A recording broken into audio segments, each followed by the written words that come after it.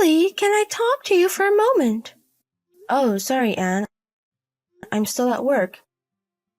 I'll message you later. Oh, really? It's about your husband, Hans. What about him? Well, you might regret it if you don't hear this. What is it? Well, you see, I've decided to marry Hans. What? What are you saying? Hans is my husband. Yeah, so you should hurry up and get a divorce. Don't say it so easily. I'll leave work early and confirm with Hans right now. Oh, can you really confirm it? He's working remotely this week and he's at home. If I go to his place, I'll find out everything. I think it's better if you don't go now, for your own sake. Why? Because I'm in the middle of making love with Hans in your bedroom, darling. What? Making love with your husband in my sister's bedroom. The combination of superiority and guilt is exhilarating. I just received a message from Hans. Looks like it's true after all. See? Even he thinks I'm better. Actually, he seems to prefer older women. So Hans is mine. So you don't have to come back anymore. Even though Anne is a married woman. Oh, that's not a problem anymore. Hans gave me compensation for your sake. We got divorced properly this morning. Oh, Hans did it. As expected, people with money do things differently. That's right. I understand. Just do whatever you like. Oh, really? Then I'll send the divorce papers to my parents' house for you. Go ahead and submit them to the city hall as soon as possible. Lily, it's been 6 months. Oh, Anne, what do you want? Well, you managed to contact me quite well. Yeah, I can't say I don't understand your feelings. Today, I contacted you because I have an important announcement from sister to sister. Is it about your marriage registration with Hans? Oh, you guessed it. That's about as important as it gets for you to contact me. Oh, I see. I wanted to share my happiness after marrying Hans. Boring. All of your stories are boring and I'm not interested. Your lack of charm really annoys me. That's why Hans is cheating on you, isn't he? It's quite ironic for the person who stole him to say that. Even though I know it's not a good line to say, it's quite amusing, Anne. Thanks for saying it. Well, I guess it just sounds like you're making excuses for losing. I'll pretend I didn't hear that. Well, do as you please. Is that so? But if you hear this, you'll inevitably be shaken, won't you? What? We've decided to go on a honeymoon trip abroad. Huh? Abroad? We're going to travel around various parts of Europe. By the way, we're planning to have a private wedding ceremony, just the two of us, in Paris. Hans has spent $20,000 to prepare for this honeymoon trip. Where did that money come from? It's obvious that Hans paid for it.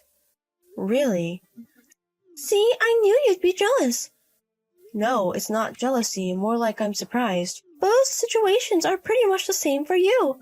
After all, you had a small wedding ceremony with only close family members, and you didn't even get to go on a honeymoon trip. It's completely different for me. It just goes to show the difference in how we're loved and valued. Well, it's your problem, so do as you please. Isn't it better not to waste too much money? Huh? Waste money? Such a word doesn't exist in Hans' dictionary. The compensation for me and your ex-husband, including your share, was a total of $70,000, and Hans paid for it, right? With such a large sum of money being involved, spending only $20,000 on a honeymoon trip and overseas wedding ceremony. Even though you have almost no savings and need to save money desperately, what on earth are you doing? What's that? Even if you're jealous, can't you use a slightly better word? I'm just telling the truth. You know, right? Hans has a ton of money. Huh? Whether it's $70,000 or $20,000, it's just a small amount of money to him. It would be cuter if you honestly said, I'm so jealous. Oh, really? Well, forget it. If that's what you're fine with, then I won't say anything anymore. You're trying too hard to sound meaningful.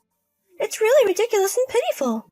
Go ahead and say whatever you want. I actually thought I was giving you a kind warning, but I've already cut ties with Anne, so it doesn't matter to me what happens to her. That's right, that's fine.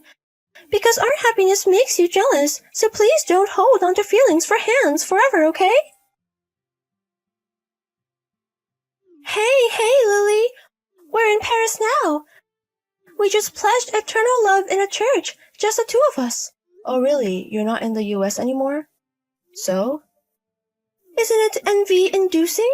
No, not at all. Actually, I feel sorry for what's to come. Oh, come on, are you still saying that? Hans has a ton of money. It wouldn't be an exaggeration to say he has an unlimited amount of money. That's why he easily spent $20,000 on this honeymoon trip. Unlimited money? Even though he has no income? Huh? No income? Wait a minute, didn't you know? Hans is currently unemployed. Huh? Unemployed? Yeah, he's not working. Even if he starts working after our divorce, as I mentioned before, he'll be left with nothing after paying the alimony. He can't possibly just spend $20,000, such a large sum of money, like it's nothing. Hold on a second.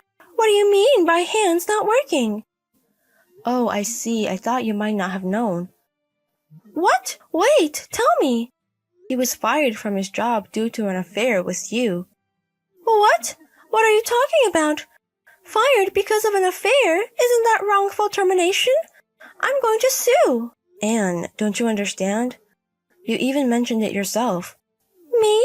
Hans was fooling around with you while he was supposed to be working from home, right? In other words, Hans was slacking off at work and having secret meetings with another woman. Huh? It seems that companies now have a way to monitor whether employees are actually working during remote work, so they can't get away with that kind of deception. And it wasn't just once or twice. It seems like it was happening frequently enough to affect his work. So he was caught red-handed and got fired for disciplinary reasons. In this scenario, he wouldn't receive any severance pay, and I really have no idea where he managed to get $20,000 for the honeymoon trip. Huh? So Hans staying at home all the time wasn't because of remote work, but because he's unemployed? Because he's unemployed. So, is it confirmed then? No way! Wait a minute. Hans is not some ordinary salaryman, you know? Huh? He works for a major company, and although I think his income was higher than the average salary in society, it's still impossible for him to casually spend $20,000 like that. Huh? Why? Is Hans an executive at a major company? Huh? Did you see his name on the company's website? Oh, maybe. Could it be a case of mistaken identity? The wrong person?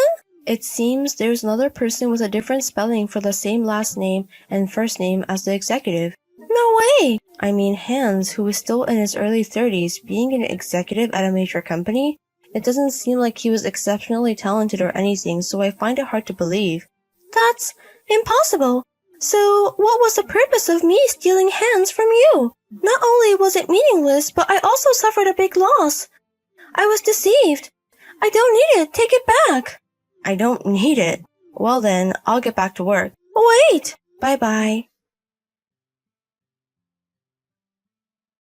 At this point, the honeymoon trip was cancelled. Cancellation fees were incurred and the $20,000 was not refunded in the end. However, it seems that Hans mentioned being fired to Anne in a message, and they ended up divorcing without the argument of, I was deceived, alimony, getting anywhere.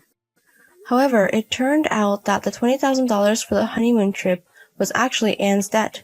According to Hans, he borrowed it because Anne said she wanted a luxurious honeymoon trip, and Anne mistakenly thought the loan agreement was a prenuptial agreement and signed it without reading it carefully. Afterward, Anne had to take on multiple jobs to repay the debt.